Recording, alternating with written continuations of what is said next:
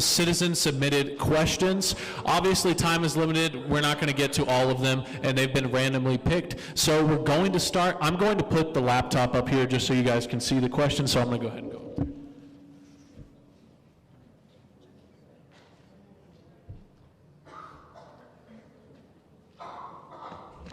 And as I said, the question will be right up here so you can read it. And this question is from Michael Ford, and it's for all the candidates.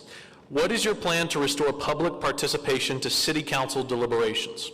Will you commit to following not only the letter, but the spirit of the Texas Open Meetings Act? And Mrs. Powell, I do believe you were first.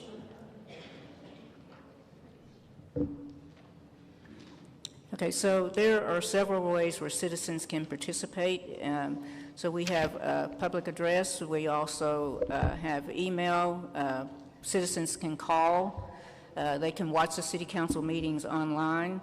They can come down and talk to any of the city staff about any issues that they have. So can't speak for everybody else. I can only speak for me because I've been available. I've been in the community 24/7. Since I ran in 2017, I have continued to be visible and not just during election time.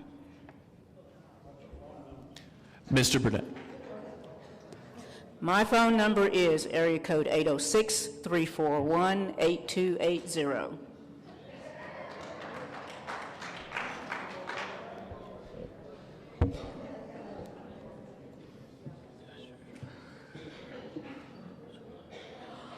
So I disagreed when we moved the city council meetings to noon on a weekday. I mean, who can go to that?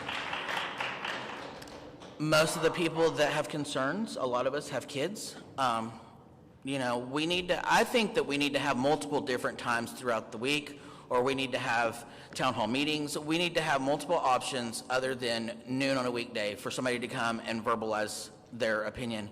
Because where there's some people that are easy to get a hold of, it's not easy to even go to the city council, to city hall and ask a question. If you ask them where to go to apply for one of these council member positions, they don't even know where to send you when you walk in that door. They don't know when you ask them where to go vote. So there's a lot of things that we need to open the door more and be more transparent. And so I would absolutely be willing to move that to a different place. And Mr. Don Collins, you are next. The question is up there on the computer.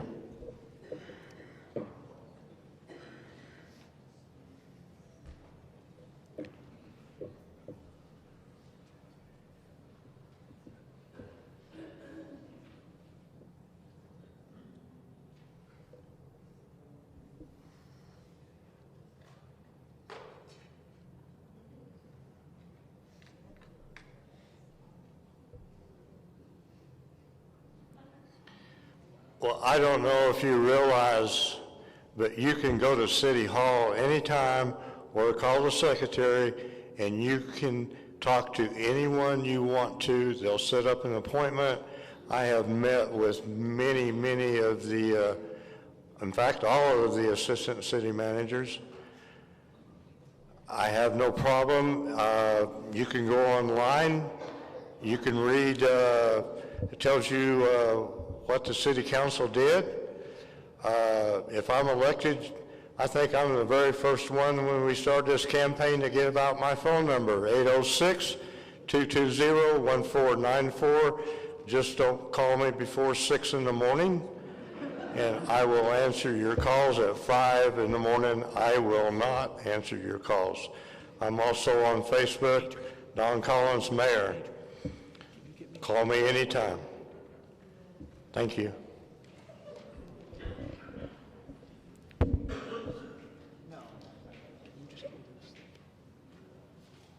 Thank you, Mr. Ford, for the question. I won't give you my phone number because it's on our website at the City of Amarillo. And so I appreciate you guys for calling me and reaching out to me. I do respond. The first thing I would do is we would change the atmosphere of our city council by allowing public address to include anything that the city does business on.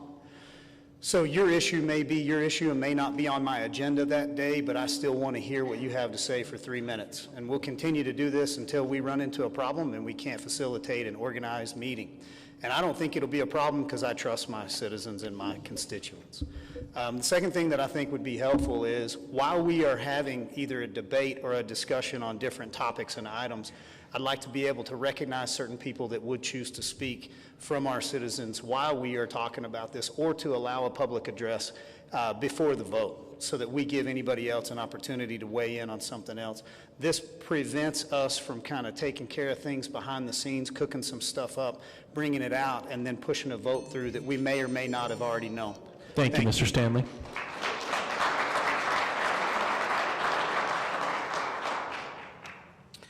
I think that the time frame is not welcoming to the entire city of Amarillo.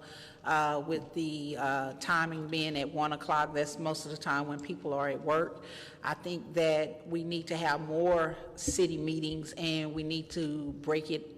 My thing would be allow each community to come out with the council, because those communities know what they need in each community. And when you have a public meeting, everyone doesn't have the opportunity to speak about their community. And it needs to be another way that it can be organized to where people that are coming from different communities will have a voice and speak on what they need to be, what they want to speak on, their concerns, and not be rushed through the meetings with the council members trying to get everybody in to have a voice. I think it needs to be organized a different way, where the entire community, each community, will have their personal time with the city council. And that is your time. Thank you. This next, did anybody want else to respond? Go ahead, Ms. Powell. So I just wanted to say that, and going back and looking at previous city councils since I've been on the council, they did make an effort to bring the council meetings to the different quadrants of the city.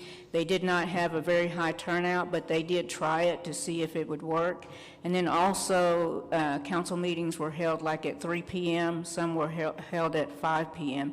And so it's very tough to try to get a consensus. But with the world that we live in now with technology, I still believe that we have a lot of options available for citizens to be able to reach us.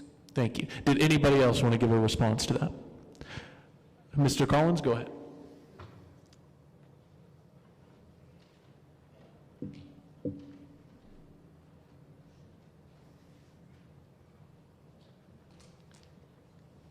No matter if it's 1 o'clock, 3 o'clock, 5 o'clock, or 8 o'clock, you're not going to make everybody happy. People work at night, people get off early in the morning. So I don't understand, what really the problem is. And also, talking to the city council, they give you an opportunity to speak. You sign up and you go in there, and they give you 3 minutes to talk. So I have no problem with the talking to the city council. And that is your time, sir. Thank you. Okay. Mr. Winston, go ahead. I just want to say that 3 minutes is not enough. It's not enough to come to a city meeting and be heard and have a voice. It needs to be another way that it can be organized to where people can have a little bit more personal time with the council. That's it. Anybody else want to respond? Great. Well, with that, we only have 2 questions left in the form. This is another citizen submitted one. However, it was one that we had before, that was submitted before. So here is the question, and Mr. Sam Burnett, you're going to get to go first. Do you want me to hand you the paper one? I got it, probably. Okay.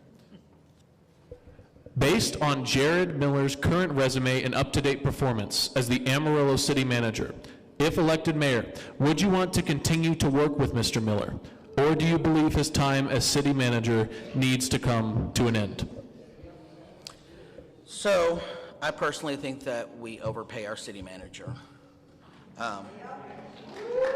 We have one of the highest paid city managers for our city size, and so the fact that we just gave him so much more stuff that we wouldn't give somebody that would take somebody else 20 years to work for the city to get what he has, I believe that we have better options, and that unless he could open the door and really communicate a better way of, you don't see him in the community. When I've asked to meet with the city manager, I get to meet with the assistant city manager. I've never had him actually come to the table. And when I get told when I ask questions is, we can't afford that. Well, if we can afford to pay you what we pay you, then why can't we afford simple things like putting stuff on our website? And so that's one of the things that I requested, was that minority groups have access to things on the website without being endorsed. And if you look at Houston, Dallas, any of those websites, if you punch anything in like senior citizens, people of color, LGBTQ, you will find resources. And I was told that it would cost too much money for us to use our website that we already pay for. Thank you, Mr. Burnett. Mr. Collins, the question's up there, right? The question is up there on the stage. It's on a slip of paper, so you can read that and then respond.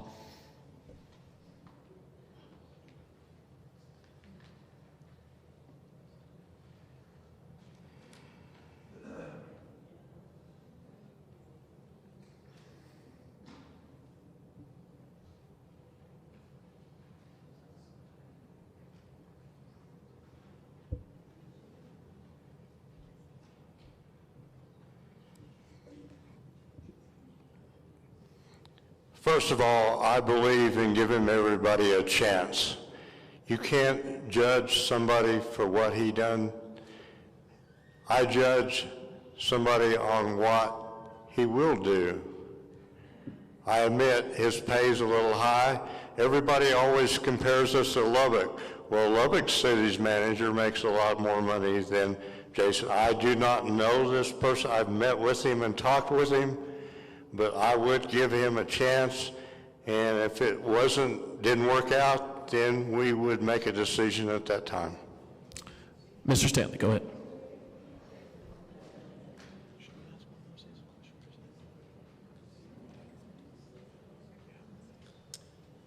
The reality is we're going to have 4 new council members or 5. And so if elected, I have the challenge of working with 2 years' experience and an existing city manager. So I'm extremely motivated to provide everything that he needs to perform at a much higher standard than we've seen.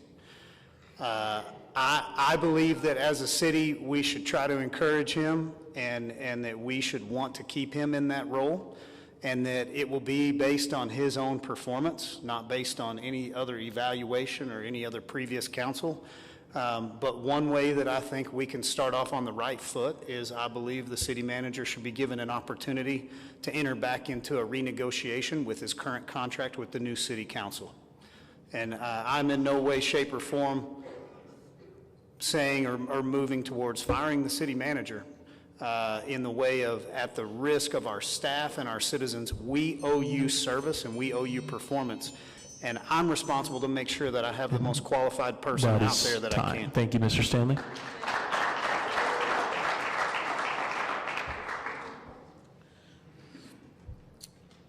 I think that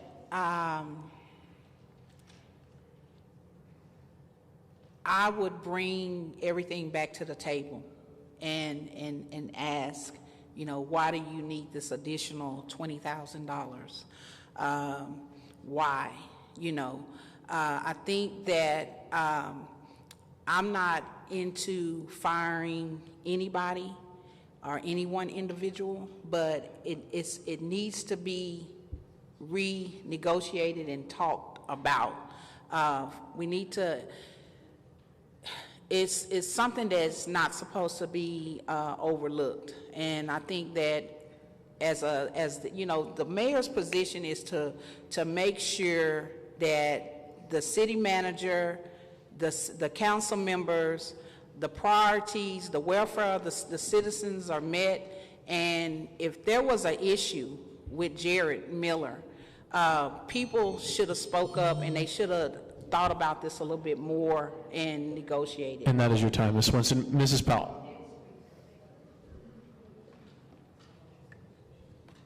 As the mayor, if I am that successful candidate, what I want to do is come in and work with the city council, that's a team, and work with the city manager and his or her staff, and I want to continue to get things done. The last thing that I want to do is come in and fire a city manager.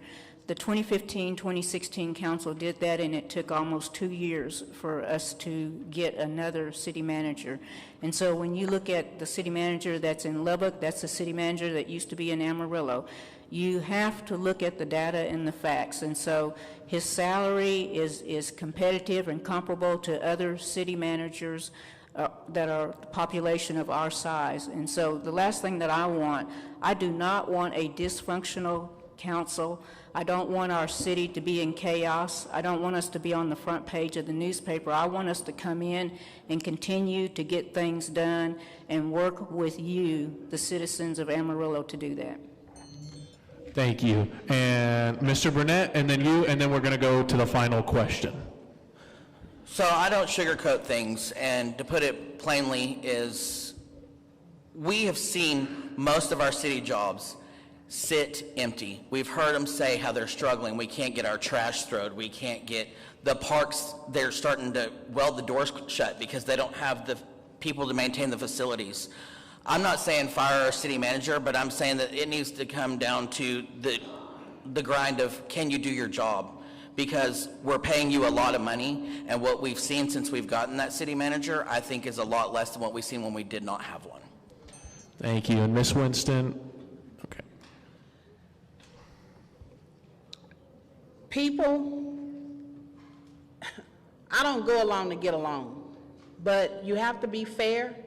But at the end of the day, we need people who's not going to just sit behind a desk and collect a paycheck. We need people that's going to be out in the field, be more hands-on, be more proactive in their positions as mayor, place 1, 2, 3, or 4, city manager. I think it was him that said that, Sam, that said that he has called and was put on the back burner. That is your time, Ms. Winston. Thank you. Mrs. Powell.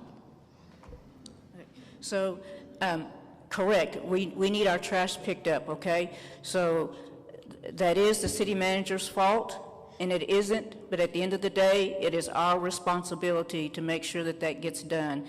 And again, when you look at being 22 employees down and coming out of COVID, that is an issue, and we've got to find a way to solve that problem. So at the end of the day, it's our problem. I'm going to give Mr. Collins just because he hasn't rebuttal yet. So would you like to give one? Do you want to give a rebuttal? You can go straight.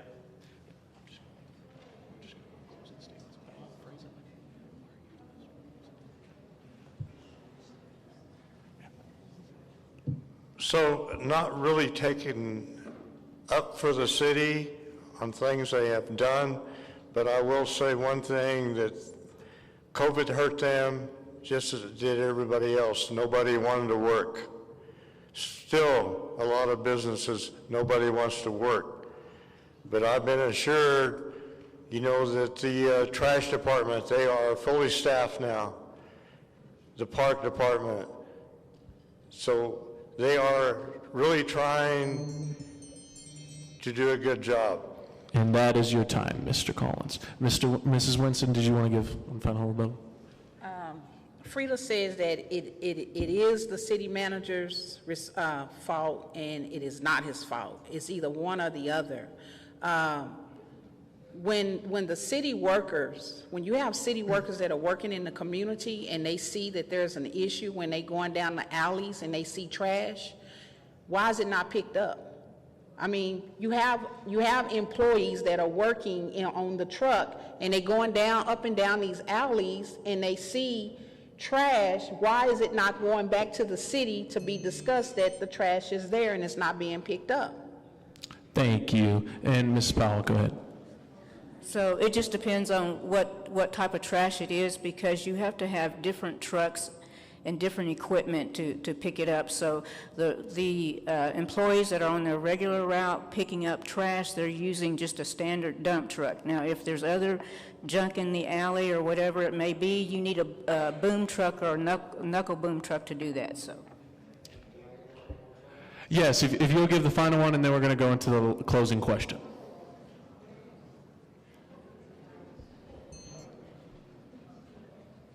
So something the city has done, the trash truck drivers now have a system where if they go by and there's trash that they can't pick up or lids that need to be fixed, they make note of that, and at the end of the day, they turn it in.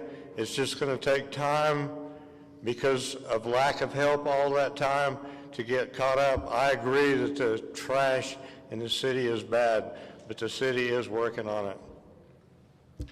Thank you. And we're going to go now into our closing question. And Mr. Stanley, this one's not written, so if you just want to tell him what it is, he's going to be going first. So our closing question is simple. It's a closing remark.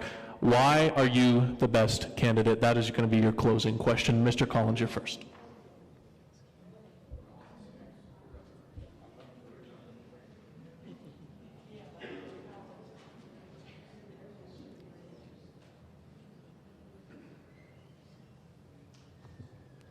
I can't believe I'm first with all these heavy hitters up here. But anyway, I've served on the city council before in Elkhart, Kansas. I have been in management my entire life. I have worked with budgets. I have worked with budgets for the last 25 years, a month at a time, and if I didn't meet budget, it would cost me my job. So I'm used to working in budgets. I have worked many ethnic groups. I'm used to working with them. But there's one thing I'm disappointed in tonight. There was not a single question mentioned about senior citizens. Not one question. I think it was mentioned one time. Thank you. Mr. Cole Stanley, you're next.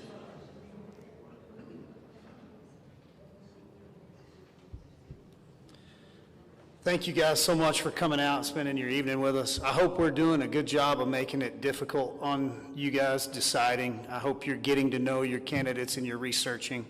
I appreciate everyone who's listening to me. I stand out a little bit in the fact that I'm not standing up here telling you, hey, this is a problem, and oh, that's a problem, and by the way, the city needs to do better. I'm sitting here and I'm saying, hey, with this problem, this is a plan of action. With that problem over there, here's how we can do better. I'm a problem solver by nature, and that has been my job in the construction industry, is to figure out how to get the job done. And so we are sitting in an impactful time in the growth of our community.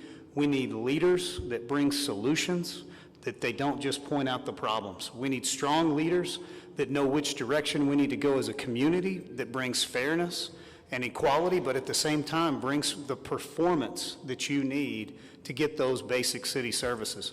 We need leaders that will prioritize our families and our citizens over personal agendas. That is time, Mr. Stanley. Thank you.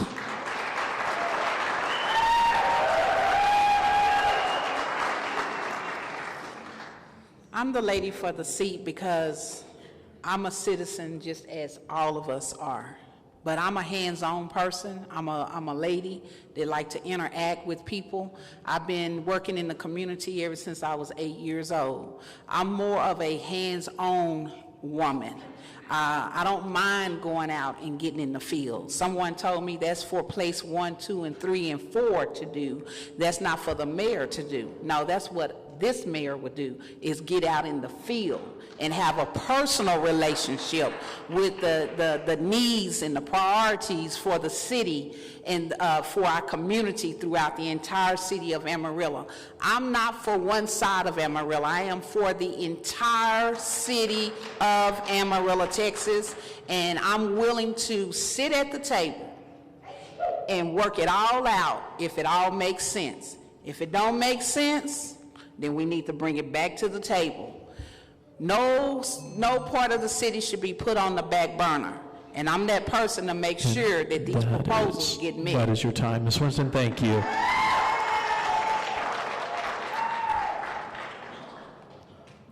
I'm the best candidate for the job. I've been on the city council for the last 6 years. I bring leadership skills to the position. I know how to work with people and get things done. I serve at large. I want to continue my service, and I want to continue serving the citizens. I want to get things done. I want to have a productive council, and I want to be able to continue to move our city forward. We are actually on an arc of success. We have seen many, many wins, and that's with the help of our Amarillo Economic Development Corporation. So I just want to keep the city on track and moving in the right direction. Thank you. And finally, to end us tonight, Mr. Burnett. So I believe that it's not about a leadership role, but a public service role, and as a servant of the city, that you represent all of the people in the city. And it's not about my opinion, but it's about the collective opinion of the city members and the community. And so I would put forth the effort to get out there and make sure that everybody has the opportunity to explain to me what it is they need from their city. And like Tanya said, is get out there and spend time with the community. But it's not about whether or not I sit on a throne. It's about how do I serve my community through this role. And so, and obviously I'm for all people, all walks of life, all different backgrounds, all ethnicities. I don't have a problem with any of those. And I pretty point blank and down to earth, and not about corporations, but about community. Well, thank you. I know we went a little bit over. We just had a lot of questions, and many of these, even that we asked, were still citizen-submitted questions. On behalf of all of us, Freedom First and Conservatives Texas, we want to thank you, and we encourage you to talk to all of these candidates. Thank you, and good night.